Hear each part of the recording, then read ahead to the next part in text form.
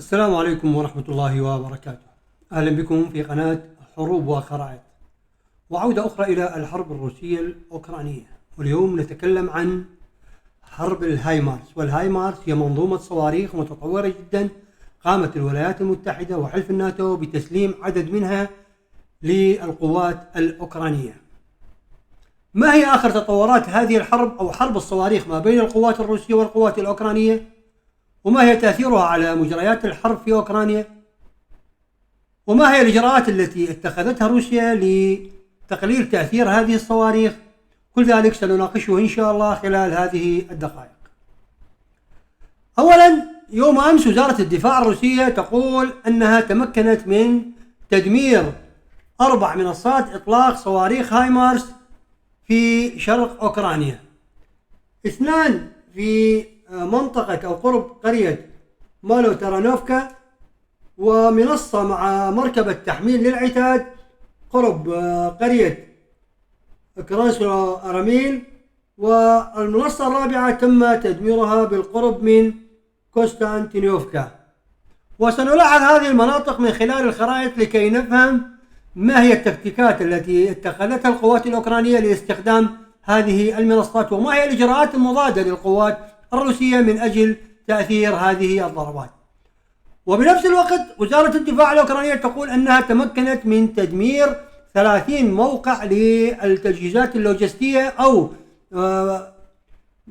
تجمعات أو مخازن العتاد التابعة للقوات الروسية، وكان آخرها أو أكبرها هو تدمير مستودع للعتاد أو كدس للعتاد في منطقة جنوب خيرسون. بينما رئيس هيئة الأركان العامة الأمريكية الجنرال مارك ميلي ينكر أو يرفض التصريحات الروسية بأنها تمكنت من تدمير عدد من منصات الهايمارس، ويقول أن روسيا فشلت في تدمير أي من هذه المنصات.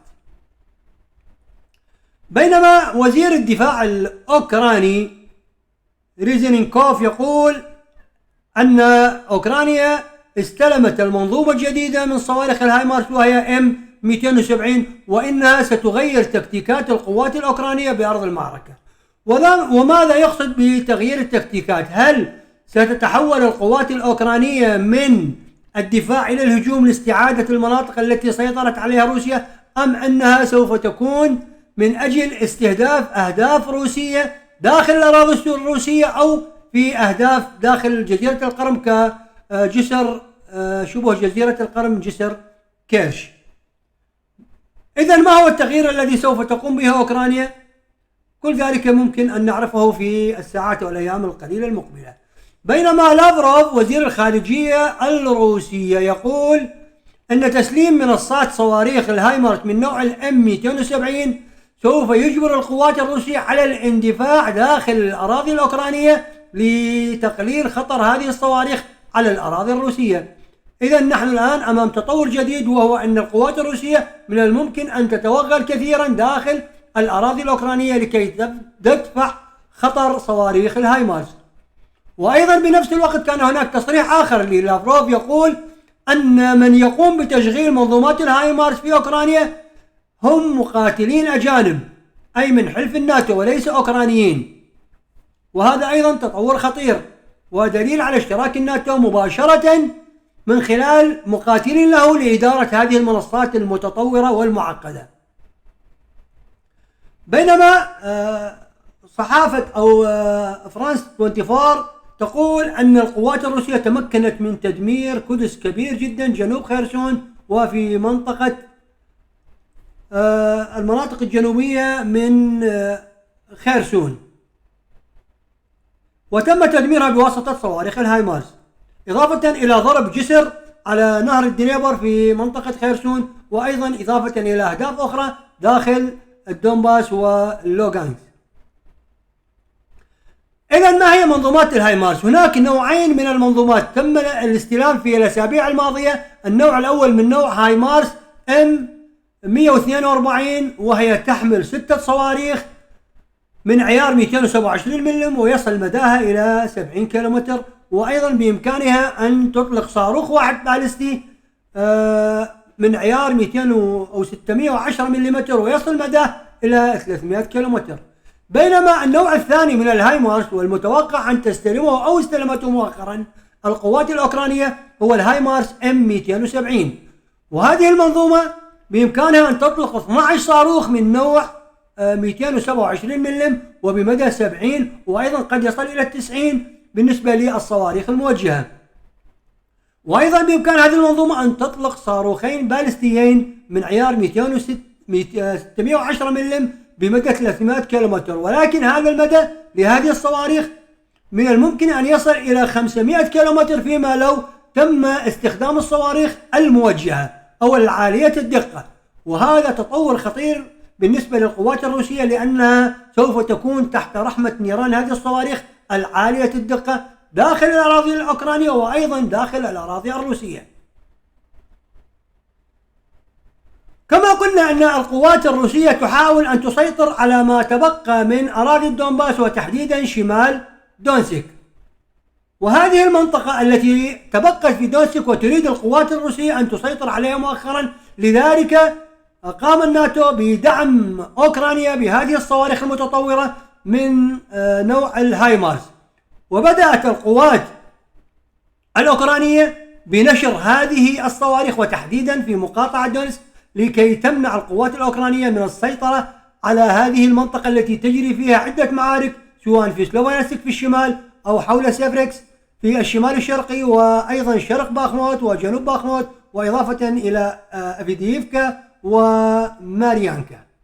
لذلك كما قلنا القوات الأوكرانية بدأت بنشر هذه الصواريخ أو هذه المنظومات الجديدة، والتي النوع الأول M142 سوف يكون مداها حوالي 70 كيلومتر، أي أنها تقريبا تغطي نصف مساحة تقريبا الدونباس، وأي تحرك للقوات الروسية في هذه المنطقة سوف تكون تحت رحمة نيران هذه المنظومة الهايمارس.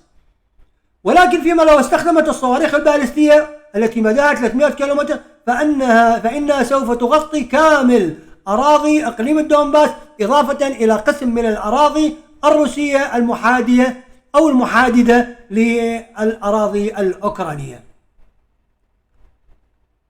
لذلك سوف على روسيا أن تدفع هذه المنظومات إلى وسط أوكرانيا لكي تمنع تهديد إقليم الدونباس وكذلك الأراضي الروسية القريبة من الحدود الأوكرانية. هذا بالنسبة للمنظومة الأولى M142. أما بالنسبة للمنظومة الثانية وهي المنظومة M270 فهي بمدى أطول وبعدد أكثر من الصواريخ تم استلامها مؤخرا من قبل القوات الأوكرانية.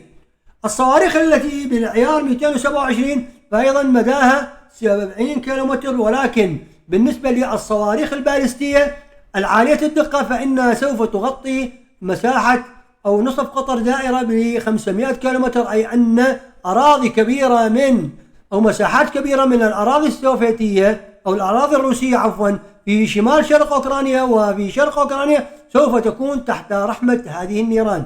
لذلك يتوجب على روسيا أن تتدخل وتدفع قواتها إلى عمق الأراضي الأوكرانية حتى تتمكن من إرجاع هذه المنظومات إلى المناطق الغربية من أوكرانيا وتمنع تهديد المناطق الحدودية الروسية القريبة من الحدود الأوكرانية.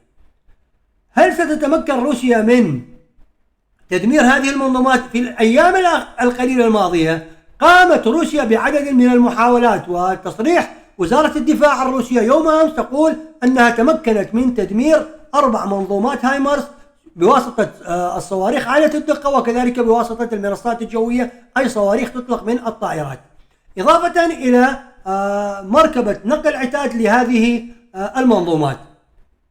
وقد يكون هي صواريخ اسكندر التي قامت بتدمير هاتين المنظومتين في القرب من مدينة مولوترانيفكا وأيضا بالقرب من كونستانتينيفكا وأيضا كراسنويت.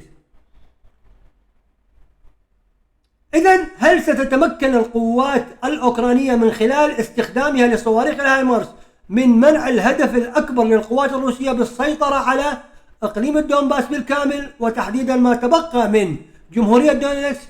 هل ستتمكن هذه الصواريخ من ردع الروس أو منعهم من التقدم، أم بالمقابل سوف يكون هناك إجراءات أخرى للقوات الروسية من أجل تدمير هذه المنظومات والتمكن من السيطرة على إقليم الدونباس، أو على الأقل دفع هذه المنظومات إلى وسط الأراضي الأوكرانية؟ ما الذي سيجري في حرب الصواريخ وتحديدا حرب الهايمارس في الحرب الروسية الأوكرانية؟ كل ذلك ممكن أن نعرفه في الساعات أو الأيام القليلة المقبلة إن شاء الله. في الختام، لا تنسوا دعمكم للقناة من أجل أن يصلكم كل ما هو جديد في الحرب الروسية الأوكرانية من خلال قناة حروب وخرائط. شكرا لكم، والسلام عليكم ورحمة الله وبركاته.